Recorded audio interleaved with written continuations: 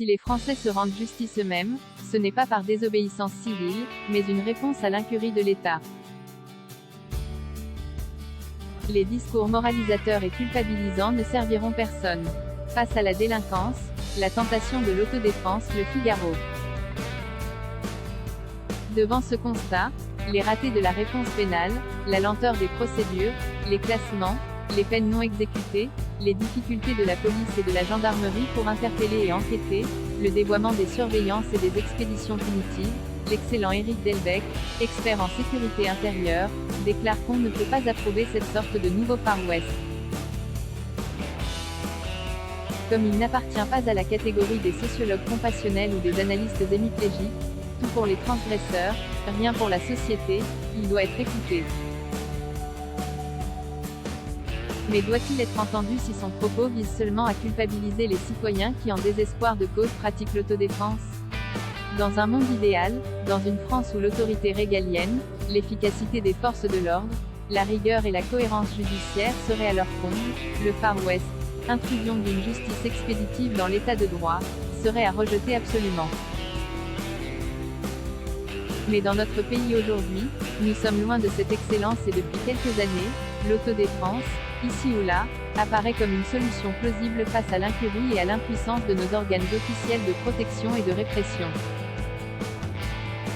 À l'exception de quelques justiciers compulsifs qui se font une joie d'intervenir là où ils devraient s'abstenir, la plupart des citoyens concernés se mêlent avec regret et même crainte de ce qui les regarde, leur sauvegarde, celle de leur famille, le respect de leur tranquillité et de notre vivre ensemble républicain, la préservation de leurs biens. On ne peut se contenter de considérer que l'autodéfense pallie de plus en plus les défaillances de l'état de droit, de le déplorer sans s'interroger plus avant. Éric Delbecq, si je l'interprète bien, le souligne avec pertinence, derrière cette multiplication des épisodes de justice privée, il y a une opposition, une résistance au politiquement, au judiciairement et au médiatiquement correct. Les victimes ne sont pas les transgresseurs mais celles que les délits et les crimes ont offensés, meurtris ou tués. La présomption d'innocence est un principe essentiel mais il ne saurait prévaloir, sur un mode totalement artificiel, voire ridicule, quand il n'y a pas le moindre doute sur l'imputabilité des infractions. Il ne faut pas avoir peur de cibler notre état de droit et d'accepter qu'au-delà de la révérence obligatoire qu'on lui manifeste, sa force, sa vigueur, ses richesses mais aussi ses limites soient questionnées.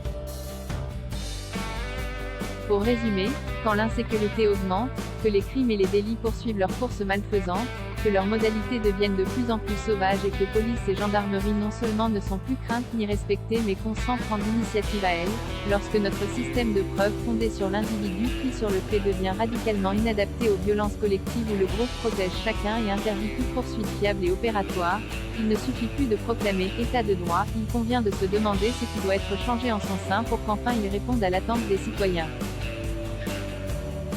S'il ne bouge pas quand tout démontre que son formalisme civilisé n'est plus acceptable dans son intégralité, c'est accepter que les choses empirent et que la réalité d'une France ensauvagée devienne encore davantage notre quotidien, et d'abord celui des plus faibles et des plus démunis d'entre nous.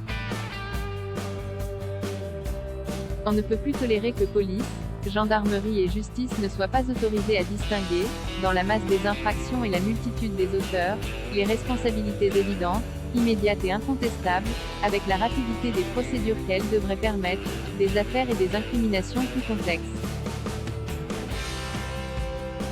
On ne peut plus laisser l'état de droit paradoxalement nuire à la justice et étouffer le bon sens sous son byzantinisme. Ce ne sont que des pistes qui devraient, concrétiser, rendre encore plus inexcusable la faillite régalienne du pouvoir qui confond l'invocation confortable de l'humanisme avec la fermeté d'une politique pénale digne de ce nom. Pour une telle révolution, quitter les cercles et les camarillas prétendument progressistes serait le premier impératif et le deuxième, ne pas mépriser par principe ce qui surgit du peuple en le qualifiant de populisme, autre manière de dénigrer ce que le pouvoir ne comprend pas ou ne veut pas entendre. Voir mon billet du 23 août 2022, changer l'état de droit pour protéger les Français.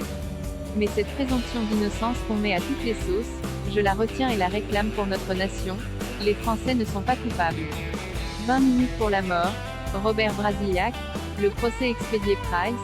18,20 € 24 Z et New Available from 4,23 € Le mur des comptes Price, 18,90 € 34 Z et New Available from 1,64 € Un avocat général s'est échappé Price, 17,20 € 20 Z et New Available from 3,48 €.